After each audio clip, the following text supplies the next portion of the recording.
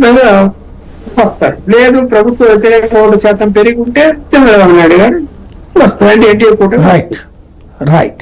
Final గా శాంతి ప్రసాద్ గారు, ఇప్పుడు వ్యవస్థలు ఎట్లా ఉంటుందంటే నేను మనము అని ఉంటుంది సార్.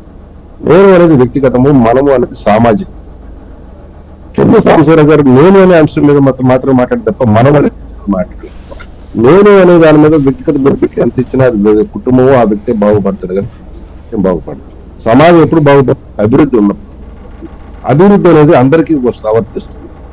ఈ రాష్ట్ర ప్రభుత్వం ఈ 5 సంవత్సరాల్లో అభివృద్ధి ఏమైనా చేసిన రాష్ట్ర ప్రభుత్వానికి సంబంధించి, రాష్ట్ర ప్రజలకు సంబంధించి, లేకపోతే రాష్ట్ర పురోగతికి సంబంధించి ఎంప్లాయ్మెంట్ క్రియేషన్ కానీ, లేకపోతే ఇండస్ట్రియల్ క్రియేషన్ కానీ, మౌలిక కల్పనలో కానీ, లేకపోతే ఇతర అంశాల్లో కానీ మనం చూస్తే అన్నింటిలో కూడా జీరో, పెద్ద జీరో.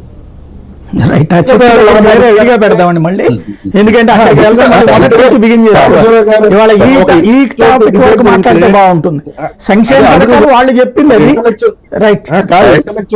విడిగా పెడదాం దాన్ని సపరేట్. డిబేట్ లాజికల్ గా వాళ్ళు ఎంత ఇంప్రెసివ్ గా తీసుకుంటారని చంద్ర సాంబశివరావు గారు ఆర్గ్యుమెంట్.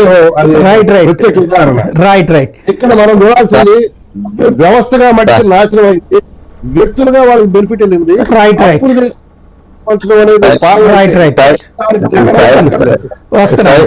సాయి గారు, నా రిక్వెస్ట్ ఏంటంటే శాంతి ప్రసాద్ గారికి, ఆయనకి చూస్తున్న ఒక గ్రామానికి వెళ్ళి అక్కడ పిహెచ్సి ఎలా ఉందో, స్కూల్ ఎలా ఉందో, అదర్ ఎమ్యూనిటీస్ ఎలా ఉందో చూసిన తర్వాత నెక్స్ట్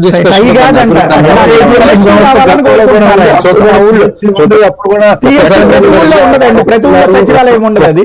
రైట్ రైట్, మనం వేరేగా వెళ్దాం. ఓకే, ఫైనల్ గా పార్థసారథి గారు. ఇంకొక వాదన కూడా నేను విన్నానండి బాగా ప్రజల్లో కూడా. 1999లో బీజేపీతో ఈ యొక్క తెలుగుదేశం కలిసినప్పుడు గెలిచారు, 2014లో కూడా గెలిచారు, ఇప్పుడు 2024లో కూడా గెలవబోతున్నారు. ఈ యొక్క బీజేపీ కూటమి అనేటువంటిది కూడా ఒక డిఫరెంట్ వేలో చాలా మంది ఒక middle class, above middle class లో ఉండేటువంటి వాళ్ళ దగ్గర అయితే ఉందండి. సో ఉద్యోగస్తుల్లో కూడా తీవ్రమైనటువంటి వ్యతిరేకత ఉంది. కాబట్టి 100% ఇక్కడ వచ్చేటువంటి అవకాశం ఉందండి. ఇంతకుముందు వీరు చెప్పినట్లుగానే చాలా రైతులకు ఇచ్చేటువంటి పథకాలు చాలా నిలిచిపోయినాయి, ఎస్సీలకు ఇచ్చేటువంటి పథకాలు నిలిచిపోయినాయి. వీటన్నిటి కారణంగా వాళ్ళకి వ్యతిరేకత ఉంది అనేటువంటిది అయితే నేను భావిస్తున్నా. వారు చెప్పినట్లుగా 8 లక్షల తేడా అనేటువంటిది పెద్ద మొత్తం కాదు. ఖచ్చితంగా ఆ యొక్క తేడాని, ఎందుకంటే 1+1+1 వచ్చి 3 కాదండి. ఒక్కోసారి ఏమవుతుందంటే అది దాదాపు 5 దాకా కూడా వెళ్ళిపోతుంది.